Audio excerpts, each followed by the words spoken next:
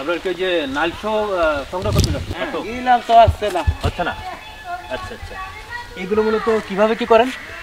বসি ভাই, বসি ভাই। বসিবান, ঠিক আছে। মানে আপনারা তো মনে হয় বিভিন্ন জায়গাতে সংগ্রহ করে বিক্রি করেন, তাই না? না না না না, তাই আমরা নিজেরে বসি। তাই না না, অনেকে এই আমরা আর কি এই কারণে আসলাম, ধরুন যে অনেকে এভাবে আর কি নিয়ে নিয়ে সেল করে, তাদের উপরে একটা সেলোক আলাদা, অনেকে এটা দেখতে চায় ফেসবুকে বা বিভিন্ন জায়গায় দেখতে চায় যে তারা কিভাবে কাজ করে। সে আলাদা আছে, এক গ্রুপ আছে, এক গ্রুপ আছে।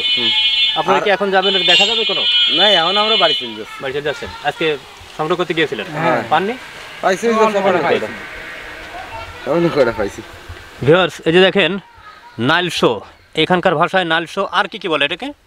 ওই নালশোর টকি বলে, নালশোর টকি বলে, নালশোর টকি বলে বা টোপ, মাছের টোপ। এটা মূলত পিঁপড়ার ডিম, এক প্রকার পিঁপড়ার ডিম, উঁচু গাছে হয়, বড় করে বাসা বাঁধে। আচ্ছা, তারপর ওইখান থেকে এই আর কি পিঁপড়ার ডিমগুলো নিয়ে যারা মাছ শিকার করে, মৎস্য শিকার করে, তাদের কাছে এগুলো হস্তান্তর করা হয়। এটা মাছে ভালো খায়, ভালো খায়। আচ্ছা আচ্ছা আচ্ছা, যারা আর কি ওইগুলা সংগ্রহ করে বিক্রি করে, ওরা কেমন দামে বিক্রি করে জানেন? বর্তমানে 1200-1400 এরকম বিক্রি আছে কেজি। 1200-1400 টাকা কেজি। আচ্ছা, এইখানে কতটুকু হবে? এখানে শতখানেক আছে। শতখানেক? আচ্ছা, 100 গ্রামের মতো হবে, তো বেশি হবে আর কি। না, আমার মনে হয় বেশি হবে। ও ধরা যায় না। যখন আপনারা বের হন, তো রোজ কি বের হন? না না না, এই আমার যদি একটু টিকিট আছে, মানে বসি টান আছে, কালকে শুক্রবার, ওই ওভার একটু বসি বাতে যা, মানে টিকিট ভাই আমরা মাঝে মাঝে। কোন কোন এলাকাতে বেশি পাওয়া যায়? বেশি পাওয়া যায় এই এলাকায় পাওয়া যাচ্ছে, আর পাওয়া যাচ্ছে আছে চন্দ্রপুর। চন্দ্রপুর কোথায়, এটা কোন থানায়? এই এই অভয়নগরের ভিতরে। এই অভয়নগরের ভিতরে। ও কি কি গাছে হয়? আমরা তো জানি সব গাছে, সব গাছে, সব বিভিন্ন গাছে হয়। বিশেষ করে মাটাম গাছটা, মাটাম গাছে বেশি হয়। মাটাম গাছে বেশি হলে টক বেশি পরিষ্কার হয়, ভালো পরিষ্কার হয়।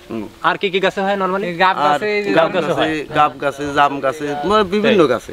ওর গাছের পরে সংগ্রহ করার কোনো সিস্টেম আছে? ধরেন যে বাসা বাঁধলো, আপনারা কিভাবে বোঝেন ওর ভিতরে বাচ্চা অলরেডি হয়েছে বা ডিম হয়েছে? ওর বাসা দেখলে বোঝা যায় যে টোক আছে। তাই? আর নতুন বাসায় তো টোক থাকে না, খালি নাইশো থাকে।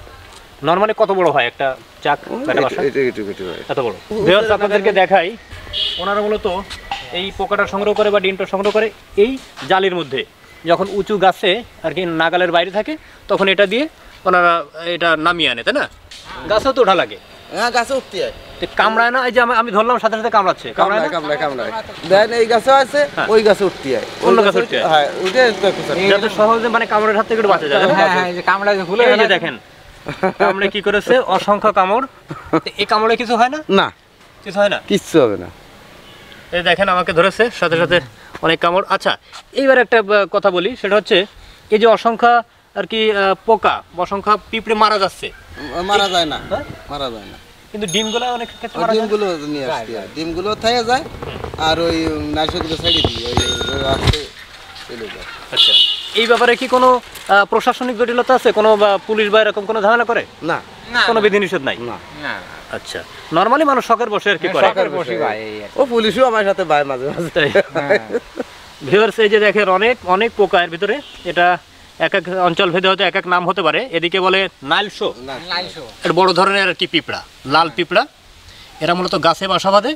সেইখান থেকে চাকটা মোটামুটি যখন একটা সাইজে আসে, যখন দূর থেকে মনে হয় যে ওর ভিতরে ডিম পেড়েছে বা অনেক আর কি পোকা হয়েছে, তখন মূলত আর কি তারা এগুলো সংগ্রহ করে এবং এগুলো সাপ্লাই দেয়, বা নিজেরাই আর কি ওনাদের জন্য সংগ্রহ করতেছে। আবার অনেকে আছে যারা প্রফেশনাল, বিভিন্ন গাছ থেকে সংগ্রহ করে বিক্রি করে। ওনাদের কাছে যেটা জানলাম, 1 কেজি 1200 থেকে 1400 টাকা বিক্রি হয়। আচ্ছা, এই নালশো দিয়ে বা এই টোপগুলো দিয়ে কি কি মাছ নরমাল ধরা পড়ে?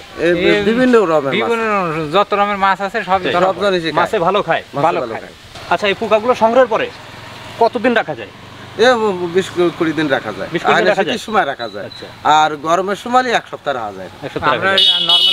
আর ডিপি দিয়ে ফ্রিজে তো হয়, তাহলে বেশ কিছুদিন থাকে। আচ্ছা আচ্ছা, আনায় থাকে। আসলে ভালো একটা জিনিস দেখালেন। অনেকে এই সম্পর্কে তো জানে না, যারা শহরে বসবাস করে তারা তো জানে না, তারা তো দেখে একটু মানে রোমাঞ্চিত হবে।